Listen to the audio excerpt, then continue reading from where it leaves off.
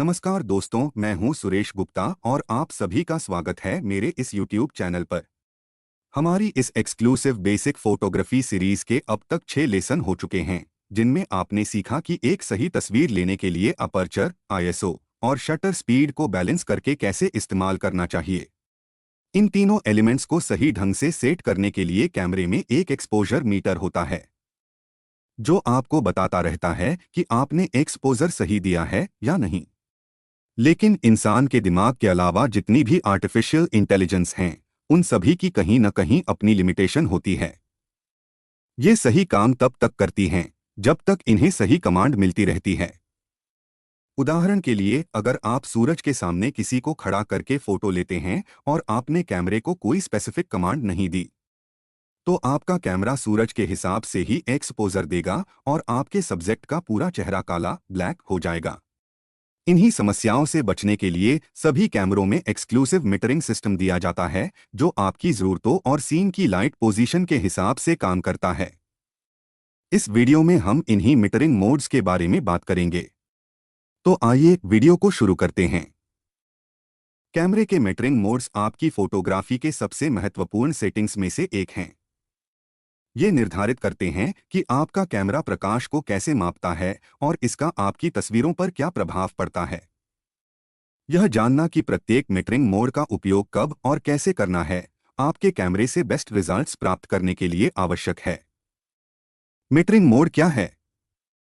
Photography में metering mode उस विधि को संदर्भित करता है जिससे कैमरा किसी दृश्य की चमक को मापता है और इमेज कैप्चर करने से पहले एक्सपोजर सेटिंग्स तय करता है।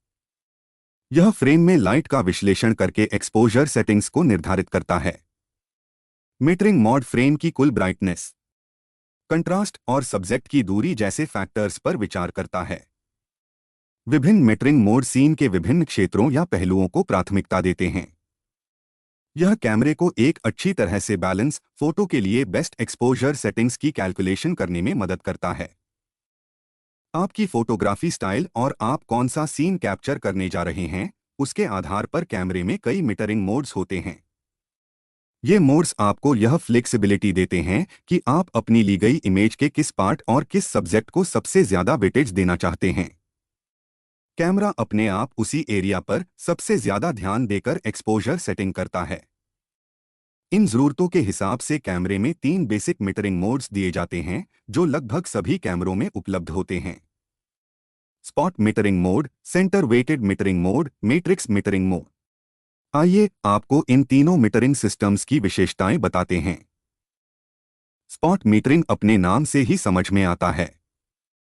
जब आप कैमरे के व्यूफाइंडर से देखते हुए जिस भी पॉइंट को स्पॉट करेंगे, कैमरा उसी पॉइंट का एक्सपोजर पढ़ेगा। मान लीजिए भीड़ में बहुत सारे लोग खड़े हैं, लेकिन आपको लेफ्ट कॉर्नर वाले व्यक्ति को महत्व देना है। ऐसे में आप कैमरे के स्पॉट को उस व्यक्ति पर ले जाएं। कैमरा आपको सिर्फ उसी व्यक्ति का एक्सपोजर पढ़कर बताएगा। उदाहरण के लिए, जब हम डे लाइट में किसी पक्षी का फोटो लेते हैं और वह किसी डाल पर पत्तों के बीच बैठा हुआ है, तो उस पर कम रोशनी आएगी।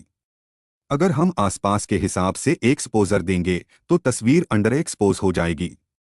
इसलिए बर्डिंग के लिए हमेशा स्पॉट मीटरिंग का इस्तेमाल किया जाता है। इसके अलावा किसी भी ऐसे सीन में जहां किसी विशेष पॉइंट को महत्व देना हो, उसे स्पॉट मीटरिंग मोड पर ही शूट किया जाता है। उदाहरण, इस सीन में कैमरे को स्पॉट मीटरिंग मोड में सेट किया गया है।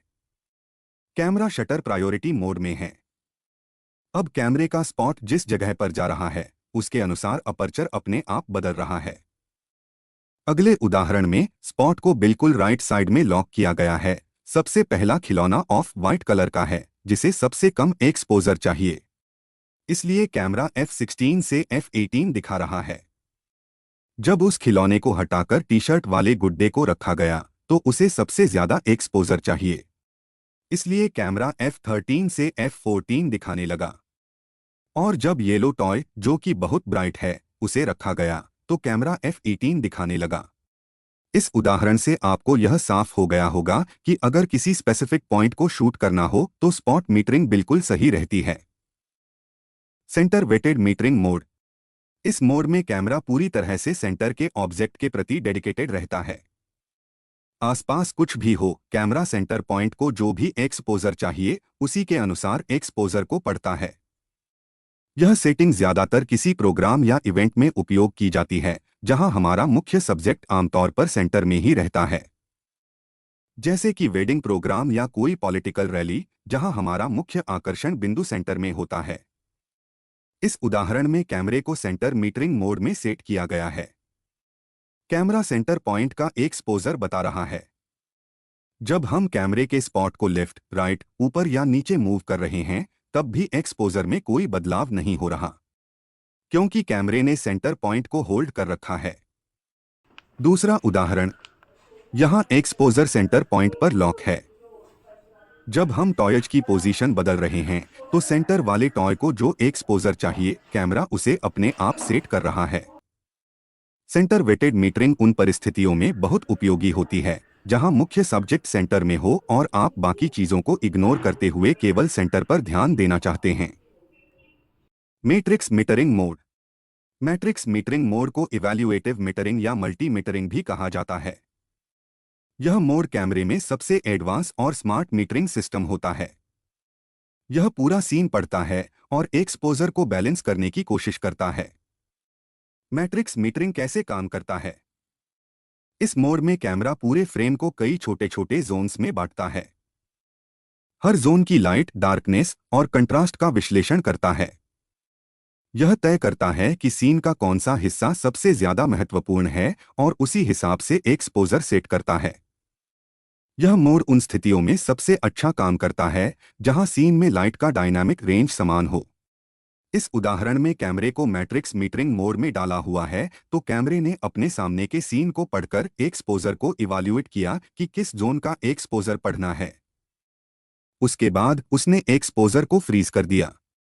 जब तक फ्रेम में कोई नई चीज नहीं आती, एक्सपोजर चेंज नहीं होगा। कौन सा मीटरिंग मोड कब उपयोग करें? अब तक आपको मीटरिंग मोड्स और उन्हें कब उपयोग करना है, इस पर एक अच्छा विचार हो गया होगा। लेकिन मैं उन दो मोड्स के बारे में और विस्तार से बताना चाहूंगा जिन्हें मैं सबसे ज्यादा उपयोग करता हूं, मैट्रिक्स या मल्टी मीटरिंग और स्पॉट मीटरिंग। मैं पाता हूं कि मैट्रिक्स या मल्टी मीटरिंग अधिकतर स्थितियों में मेरी आवश्यकताओं को पूरा करने में काफी सक्षम है। मेरे लिए सेंटर वेटेड मीटरिंग पर स्विच करना व्यर्थ होगा।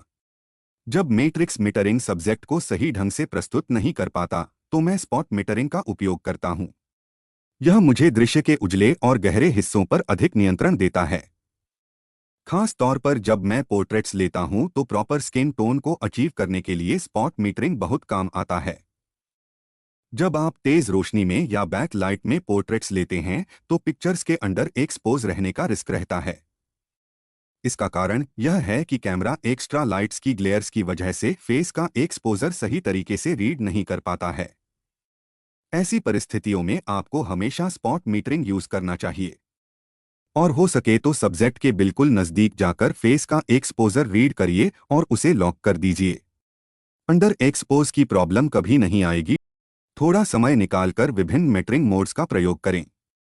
यह आपको आपकी फोटोग्राफी शैली को समझने और आपकी तस्वीरों को एक कलात्मक रूप देने में मदद कर सकता है। आप में से कुछ ऐसे व्यूअर्स हो सकते हैं जिनके पास DSLR या मिररलेस कैमरा होगा, लेकिन शायद यदि उन्हें नहीं मालूम हो कि कैमरे का मीटरिंग सिस्टम कहां होता है, तो आप सबसे पहले अपना कैमरा ऑन करें। कैमरे के मेन्यू बटन को प्रेस करें। स्क्रीन पर लेफ्ट हैंड साइड में सबसे ऊपर कैमरे का आइकॉन आएगा। उसको प्रेस करेंगे तो कैमरा शूटिंग मेन्यू में आ जाएगा। अब आप नीचे की तरफ स्क्रॉल कीजिए तो मीटरिंग ऑप्शन आएगा। इसे प्रेस करेंगे तो 3 मीटरिंग ऑप्शन मिलेंगे, स्पॉट, सेंटर वेटेड और मैट्रिक्स। अपनी पसंद का जो भी मोड सिलेक्ट करना चाहें, उसे प्रेस कर दीजिए।